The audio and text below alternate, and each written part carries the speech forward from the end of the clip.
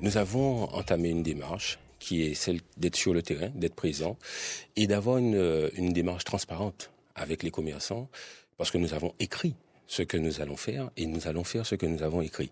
Et je crois que c'est important parce que nous devons rassurer tout le monde. Aujourd'hui, à Pointe-à-Pitre, on a un centre-ville qui se meurt. Donc il faut non seulement être force de proposition, dire ce qui est possible de faire, comment on va le faire, et c'est ce qui a été la démarche hier. C'est un acte inédit et responsable parce que nous ne sommes pas en campagne, nous sommes simplement au travail avec une équipe du projet Point 3, de la section socialiste de Pointe-à-Pitre et d'autres militants.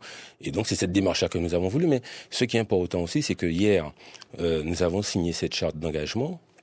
Demain, nous ferons aussi bien pour le monde sportif, le monde culturel, parce que et aussi le monde social à Pointe-à-Pitre, parce que c'est le vivre ensemble et que nous voulons montrer non seulement notre présence sur le terrain, mais réaffirmer que tout le monde a sa place à Pointe-à-Pitre et que nous devons discuter avec tout le monde. Alors, c'est quoi le contour de cette charte? C'est pour quoi et pour qui? La première chose, c'est que le constat est clair, le centre-ville se meurt. Vous avez à Pointe-à-Pitre une situation économique qui est difficile, et en plus de ça, rien n'a été fait jusqu'ici à Pointe-à-Pitre. Le maire actuel avait dit en 2020 qu'il ferait de la croissance à Pointe-à-Pitre. Faire de la croissance à Pointe-à-Pitre que par la fiscalité, avoir une fiscalité conservatrice, avoir des taxes qui sont plus que ce que l'État même avait demandé en 2021, je crois que non, il faut revoir les choses. Nous avons vu dans le rapport de la Chambre régionale des comptes qu'on a toujours un déficit à 6 millions de fonctionnement et que d'autre part, la dimension humaine a été écartée à Pointe-à-Pitre. La Chambre régionale des comptes n'a jamais dit qu'il faut tout vendre. Et quand vous avez... Non mais attendez, mais c'est important parce qu'on dit tout le temps, ouais mais Pointe-à-Pitre pas ni l'argent, Pointe-à-Pitre pas ni l'argent. Mais Pointe-à-Pitre pas ni l'argent, mais nous quand même mettez 300 000 euros sur un budget de communication. Moi j'aurais préféré mettre 300 000 euros sur de l'animation, sur du centre-ville, sur l'attractivité. Revenons à cette charte signée hier et ça servira à quoi et pour qui? Mais je crois qu'il faut avoir un discours de transparence. Aujourd'hui, dans les zones d'activité économique de Pointe-à-Pitre, le centre-ville en fait partie. Cette ZAE a été signée en 2015. Aujourd'hui, nous devons moderniser ce contrat qui a été fait. Nous devons revoir aussi la possibilité de faire des zones franches urbaines à Pointe-à-Pitre avec ce qu'on appelle les zones franches nouvelle génération et avoir un contrat de ville à Pointe-à-Pitre. Mais ça se fera avec l'État. Mais je crois aussi que hier, ce que nous avons expliqué aux commerçants, c'est que nous voulons de la transparence et demain, pouvoir leur dire, ceux qui avancent, ceux qui n'avancent pas, en tout état de cause, c'est vraiment des actes clairs, précis, qui ont été signés hier. Ce n'est pas dénué d'arrière-pensée, cet acte-là, c'est politiquement... Écoutez, politiquement, moi je suis ouvert à tout le monde. La preuve en est, le président de l'Union des services et des commerces de Pointe-à-Pitre, c'est le deuxième maire adjoint de la ville de Pointe-à-Pitre. Je crois aujourd'hui que lorsqu'on est en politique, il faut savoir rassembler tout le monde. Et rassembler tout le monde dans l'intérêt général. Et c'est ce que nous faisons. Nous sommes ouverts à toute discussion. Ce qui est important, nous avons dit que aujourd'hui, regardez la situation de Pointe-à-Pitre. On nous avait promis que tout allait changer. Rien n'a changé. La Chambre régionale des comptes, l'État ne vous a jamais dit de tout vendre. Vous avez des personnes qui sont dans des bâtiments qui vont être démolis. 30 ans, 40 ans que ces personnes habitent là. Il n'y a pas une dimension humaine. On leur avait promis des travaux. Et on nous dit aujourd'hui que ces personnes-là, qui étaient des locataires, on n'a pas fait des propriétaires. Ils sont dans une difficulté où on est en train de les chasser de Pointe-à-Pitre. Non, il faut aujourd'hui avoir une politique économique, humaine et responsable. La deuxième chose que je tiens à dire, c'est qu'aujourd'hui à Pointe-à-Pitre, il n'y a pas que les commerçants. C'est évident. Mais je crois que par rapport à tout ce qui s'est passé en 2020, à tout ce qui se passe aujourd'hui jusqu'à aujourd'hui à Pointe-à-Pitre, il fallait effectivement que nous puissions démontrer que nous avons cette capacité à nous engager. Vous l'avez dit, le président de l'USCP n'est autre que le deuxième adjoint, mais qui aujourd'hui se trouve être le plus adversaire, le plus redoutable du maire sortant. C'est un signal que de... Oui. Moi, je dis simplement que nous avons cette capacité à travailler avec tout le monde et c'est ce que nous avons fait. Aujourd'hui, à Pointe-à-Pitre, on ne peut pas exclure personne. Je reviens sur un sujet. Regardez la question de l'eau à Pointe-à-Pitre aujourd'hui. J'entends effectivement, on dit oui, mais il y a une problématique d'eau. C'est la faute à qui? C'est la faute du maire? Attendez, c'est pas ce que je dis. Je dis simplement que vous avez des personnes âgées dans certaines maisons à Pointe-à-Pitre. Il faut leur apporter de l'eau. Je dis aussi que nous avions proposé il y a 2 ans qu'il y ait un dispositif spécifique qui soit mis en place pour ceux qui n'ont pas d'eau, qu'on puisse secourir ces personnes. Oui, mais le constat est fait par le maire, il crie, il cherche des solutions. Oui, mais moi j'ai trouvé une solution en tout cas. Moi j'ai amené de l'eau dans les écoles à Pointe-à-Pitre, j'ai amené de l'eau dans les quartiers, nous allons continuer à le faire autant que possible. Mais c'est surtout aussi pour interpeller nos compatriotes, interpeller les acteurs majeurs sur cette question. Et au niveau du projet Point 3 d'ailleurs, nous avons mis en place une ligne verte pour nous faire remonter les problématiques des Points 3. C'est le 06 91 27 81 11 pour justement essayer d'apporter des solutions au Point 3 et au Point 3 dans les 24 à 48 heures. Nous n'avons pas le monopole de dire que nous allons régler tous les problèmes. Par contre, nous avons l'engagement, la volonté, le dynamisme pour le faire. Aujourd'hui, à Pointe-à-Pitre, je crois que j'entends toutes les remontées. Vous êtes, c'est un peu compliqué, il faudrait déjà assez des pouvoirs pour le faire. J'entends toutes les remontées des personnes qui disent, mais Martol, faut pas nous diviser, peuple là. Faut pas les commerçants diviser entre eux. Ils ont raison. Ils ont raison. Et c'est pour ça que dans la démarche dans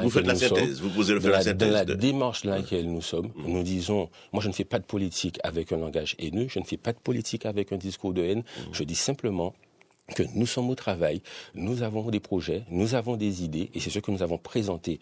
Et je ne dirais pas aux commerçants, mais aux chefs d'entreprise qui sont venus également hier à Pointe-à-Pitre, parce que c'est ça qui est important, c'est leur donner envie et leur montrer que ce qui est possible, avec un discours clair, réaliste et responsable, c'est ce que nous avons fait hier à Pointe-à-Pitre. Que dire de la situation financière de la ville? Elle sort du rouge, cela devait vous réjouir? Mais attendez, une situation qui s'améliore sur le papier, on pourrait tenter de dire oui, tant mieux. Mais on nous a dit pendant des années, on va investir à Pointe-à-Pitre, il n'y a rien qui a été fait. On nous a dit pendant des années que la ville n'a pas d'argent, mais on met des budgets sur de la communication. On nous a dit pendant des années, on va faire revenir de l'attractivité à Pointe-à-Pitre, on a cessé d'augmenter les impôts à Pointe-à-Pitre. On nous a dit pendant des années, on va conserver le patrimoine, on va l'améliorer, on a tout vendu. C'est comme si, ou qu'acheter en case, ou pas ni l'argent là. Mais au cas acheter quand même. Il faut entretenir le jardin. Donc, ce qui veut dire quoi? Ce qui veut dire que aujourd'hui, l'État s'est tellement dégradé à Pointe-à-Pitre qu'en matière de fonctionnement et d'investissement, ça va coûter plus cher pour revenir à une normalité. Et c'est pas pour vous effrayer tout ça? Non, pas du tout. Parce que nous sommes motivés, nous sommes courageux et nous avons des idées. Ce qui est important aujourd'hui à Pointe-à-Pitre, c'est qu'il faut vraiment avoir ce discours responsable, aller parler aux jeunes. Moi, je rencontre des jeunes qui sont à Pointe-à-Pitre, qui ont envie de faire des choses à Pointe-à-Pitre, mais qui n'ont pas forcément toutes les informations, qui ne sont pas accompagnés. Nous avons mis en place des choses. Nous sommes sur le terrain et nous avons toujours été sur le terrain. Alors oui, le moment venu, on nous pose la question, oui, mais est-ce que vous allez au municipal ou pas? La question, elle est posée. Mais moi, je ne suis pas un homme d'élection, je suis un citoyen engagé. Je suis engagé depuis l'âge de 12 ans. Donc, c'est pas aujourd'hui que je vais arrêter. Donc vous allez commencer par les commerçants, ensuite ça va être quoi? Comme je vous ai dit, nous avons un programme d'action clair sur les prochains mois, sur les prochains jours d'ailleurs, et qui sera annoncé parce que nous sommes au travail, nous sommes sur le terrain.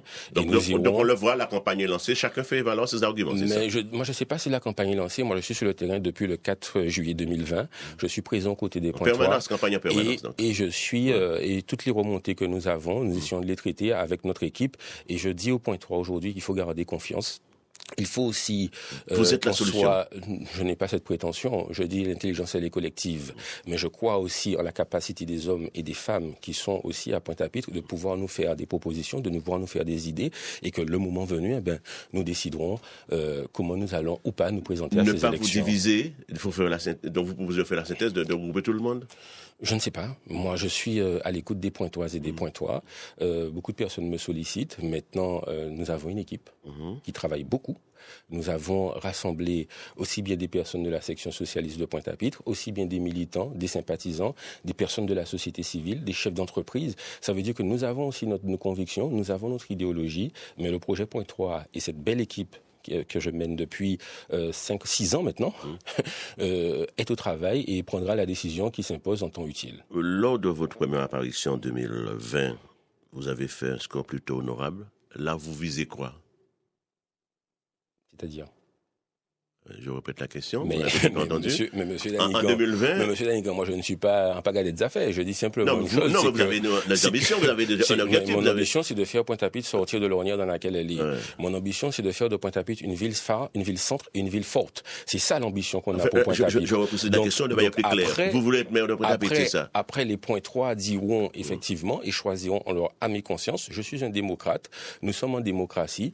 En temps utile, nous verrons effectivement si la candidature candidature doit se faire. Les points vont sans doute décider. Vous voulez quoi, vous? Mais moi, je suis au travail. Je suis un citoyen engagé, responsable, sur le terrain, dynamique, et vous toujours prêt. Même pas ce que vous voulez être. Toujours prêt. Mais non, mais c'est pas la fin d'une vie, ça. L'objectif, il est où? C'est de penser aux futures générations. L'objectif, il est où? C'est de dire au pointoir comment on fait mieux. C'est d'expliquer comment on va le faire, pourquoi il faut le faire et comment on va le faire. C'est ça l'intérêt. C'est l'intérêt général. Si vous n'y croyez vous-même pas, ça va être compliqué que les pas vous suivent. Mais ça, c'est vous qui le dites. Mais moi, j'entends aussi toutes les personnes qui m'appellent et qui me font des remontées terrain. Aujourd'hui, ce que nous disons simplement, c'est que il faut qu'en Guadeloupe, on arrête de penser à des élections. Il faut qu'on soit sur le terrain, présent, disponible et responsable. Et nous sommes au travail et nous l'avons toujours été, comme je vous l'ai dit depuis le 4 juillet 2020, et nous n'arrêterons jamais. Loïc Bartol, merci, bonne journée. Merci à vous. Alors,